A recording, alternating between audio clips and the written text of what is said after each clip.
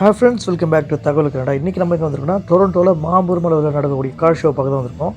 இந்த exotic car show எதுக்காக நடந்துட்டுருக்குன்னா skin cancer prevention, research, patient support programs இது போன்ற விஷயங்களுக்கு அவேர்னஸ் ரைஸ் பண்ணுறதுக்காகவும் ஃபண்ட் ரைஸ் பண்ணுறதுக்காக நடந்துகிட்ருக்கு. வாங்க நம்ம ஷோக்குள்ளே போகலாம். இந்த ஷோவில் 130 மேற்பட்ட காரங்களை ஃபீச்சர் பண்ணியிருக்காங்க.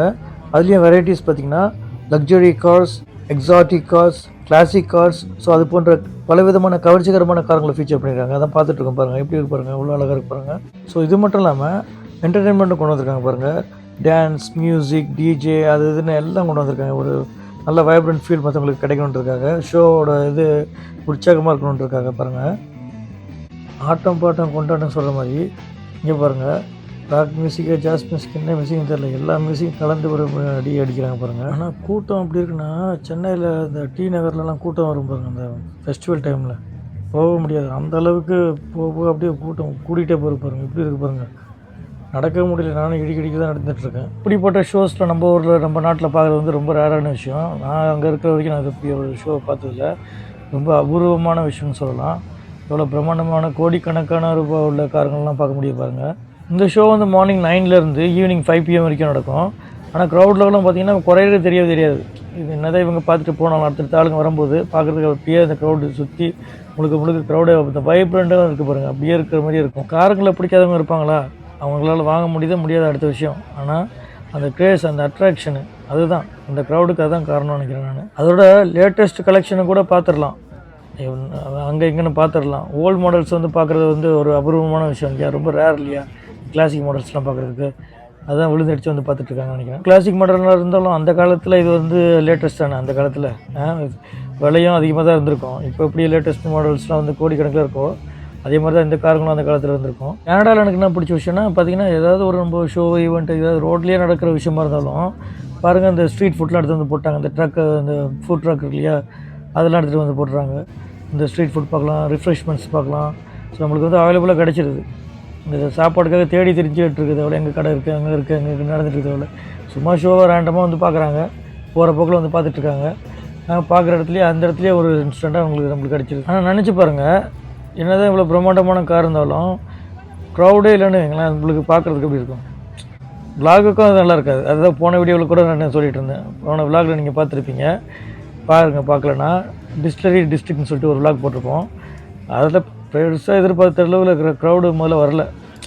என்னடா இப்படி யோசிச்சுட்டு இருந்தேன். அந்த க்ரௌடும் சேரப்போ தான் அந்த அழகு. எல்லாமே ஒரு ஈவெண்ட், ஒரு ஷோக்கு எதுக்கு போனாலும் சரி, அந்த என்ன தான் அந்த அட்ராக்டிவாக ஒரு விஷயம் நம்ம விலாக் கவர் பண்ணாலும் அந்த க்ரௌடும் சேர்க்கணும். எல்லாமே சேரப்போ தான். இப்போ கவிதையை பற்றி சொல்கிறோம் இல்லையா, கவிதைக்கு பொய்யலுக்குன்ற மாதிரி அந்த வைப்ரண்ட்ன்றது மக்கள் தான்.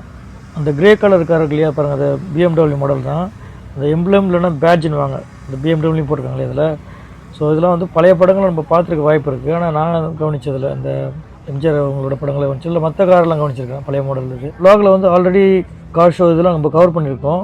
ஆனால் அது வந்து மெட்ரோ டொரண்டோ கன்வென்ஷன் சென்டரில் நடந்தது, இண்டோரில் நடந்தது. இதில் ஒரு நல்ல விஷயம் என்னென்னா, இது வந்து ஒரு அவேர்னஸ்க்காக, ஒரு குட் காஸ்க்காக நடந்துகிட்ருக்கு இல்லையா, அந்த ஸ்கின் கேன்சர் பற்றி சொல்லியிருந்தோம். ஸோ அது ஒரு நல்ல விஷயமா இருக்குது. அதுக்காக நடக்கிறப்போ ரொம்ப சந்தோஷம். ஆனால் இந்த ஆர்கனைசர் பாருங்கள் எவ்வளோ ஸ்மார்ட்டாக பிளான் பண்ணியிருக்காங்க. இப்போ ஒரு கிளாசிக்கல் மியூசிக் ஏதாவது ஒரு ஈவெண்ட் ஏதாவது ஷோ பிளான் பண்ணாங்கன்னா இந்த அளவுக்கு க்ரௌட் வராது. ஏன்னா ஒரு குட் காஸ்க்காக நடக்குதுன்னும் போது அது நிறைய பேருக்கு ரீச் ஆகணும், நிறைய பேருக்கு போய் சேரணுன்றதுக்காக எவ்வளோ அழகாக ஸ்மார்ட் பண்ணி இந்த ஒரு ஷோ ஆர்கனைஸ் பண்ணியிருக்காங்க பாருங்கள். ஏன்னா ஒருத்தருக்கு ஒரு விஷயம் பிடிக்கும் இல்லையா. இப்போ ஸ்போர்ட்ஸ் எடுத்துக்கிட்டோம்னா சாக்கர், இந்த ஃபுட்பால் இருக்கு இல்லையா, அது கிரிக்கெட், டென்னிஸ், எல்லாருக்கும் எல்லா ஸ்போர்ட்ஸும் பிடிக்காது. பாட்டும் மியூசிக்கும் அப்படி தான். கிளாசிக்கல் மியூசிக் இருக்குது, வெஸ்டர்ன் இருக்குது, எல்லாருக்கும் எல்லாம் பிடிக்கும் சொல்ல முடியாது.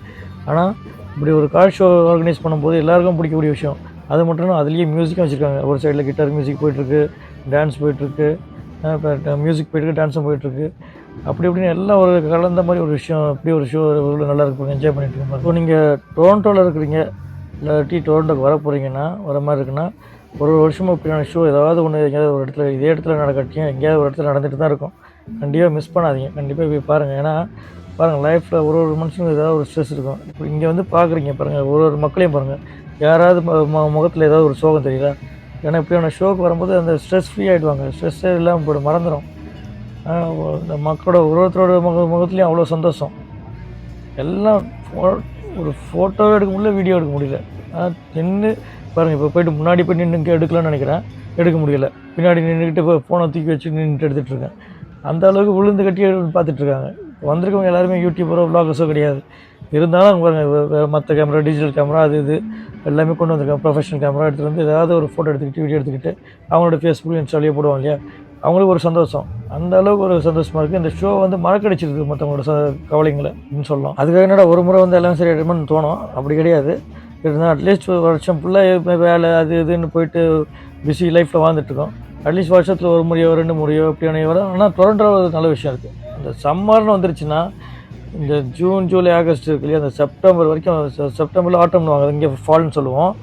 அந்த மாதம் வரைக்கும் ஒரே கலர் கட்டம். ஏதாவது ஒரு ஈவெண்ட், ஷோஸ், மியூசிக் ஈவெண்ட்ஸ், அந்த ஈவெண்ட்ஸ், ஃபுட் ஃபெஸ்டிவல், லாட்டினா ஃபெஸ்டிவல், அது இதுன்னு இப்போ கொத்து ஃபெஸ்டிவல் தமிழ் இது கூட நடக்க போகுது, தமிழ்காரங்க நடத்த போகிறாங்க. ஈவெண்ட்ஸ் போயிட்டே இருக்கும்.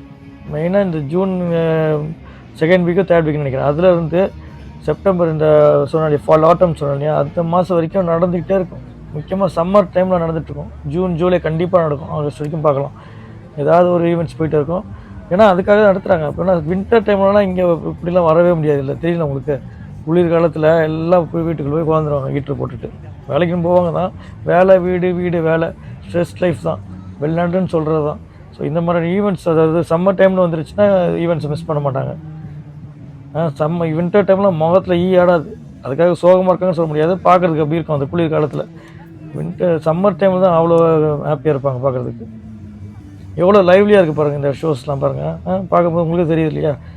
வாங்க, நீங்கள் கண்டிப்பாக வாங்க, எல்லோரும் வாங்க, கனடாவுக்கு வாங்க. உலகத்தில் எல்லா இடத்துக்கும் போகணும் ஃப்ரெண்ட்ஸ். உலகத்தில் நம்ம எல்லா இடத்துக்கும் எங்கெல்லாம் இது கிடைக்குதோ, உங்களுக்கு வெக்கேஷன் கிடைச்சிதுன்னா பிரேக் எடுத்துகிட்டு போயிட்டு எல்லா இடத்துக்கும் போய்ட்டு என்ஜாய் பண்ணுங்கள், ஹாப்பியாக இருங்க. ஆனால் என்னென்னா லேட்டஸ்ட் காரணம் நம்மளுக்கு எதோ வாங்குறது எதை விடுறதுன்னு ஒரு கன்ஃபியூஷன் வரும். அந்த குழப்பம் இருந்துக்கிட்டே இருக்கும். பாருங்கள் இந்த சைடில் இந்த பட்டர்ஃப்ளை டோர்னு வாங்க, அதை பார்த்துருப்பீங்க எனக்கு. அந்த படைப்பா படத்தில் தான் அந்த கார் தான் இதுதான் சொல்லியிருந்தேன். படைப்பா படத்தில் ரம்யா கிருஷ்ணன் வந்து இறங்குவாங்க இல்லையா, அந்த பட்டர்ஃப்ளை டோர்னு வாங்க. அதுதான் எனக்கு ரொம்ப பிடிச்சது.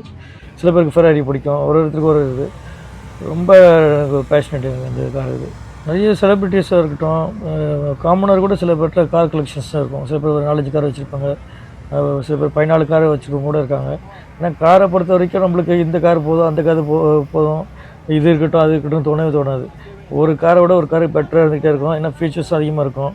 அதோட இப்போ வரக்கூடிய கார்லாம் அப்படியா, பழைய மாடல் காரைங்க பார்க்கும்போதே அவ்வளோ அழகாக இருக்குது, வாங்கணும்னு ஆசையாக இருக்குது. இப்போ கூட பழைய model car, old models 1920s 1930s அந்த கார் கூட கனடாவில் டொரண்டோவில் ஓடுறது நான் பார்த்துருக்கேன், ஓடிட்டு போகிறவங்கள பார்த்துருக்கேன்.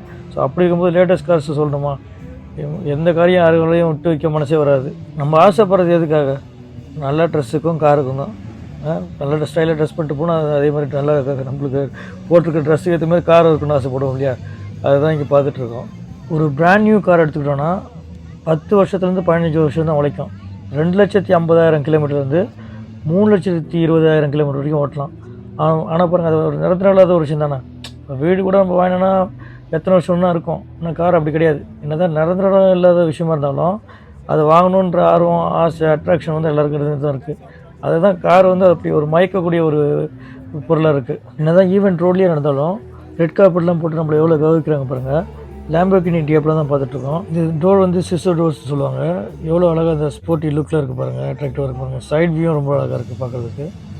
தேங்க்யூ ஃப்ரெண்ட்ஸ், தேங்க்யூ ஃபார் வாட்சிங். நம்ம வீடியோ பிடிச்சிருந்தால் லைக் பண்ணுங்கள், ஷேர் பண்ணுங்கள், சப்ஸ்கிரைப் பண்ணுங்கள், அண்ட் பக்கத்தில் பெல் ஐக்கானை எனேபிள் பண்ணுங்கள்.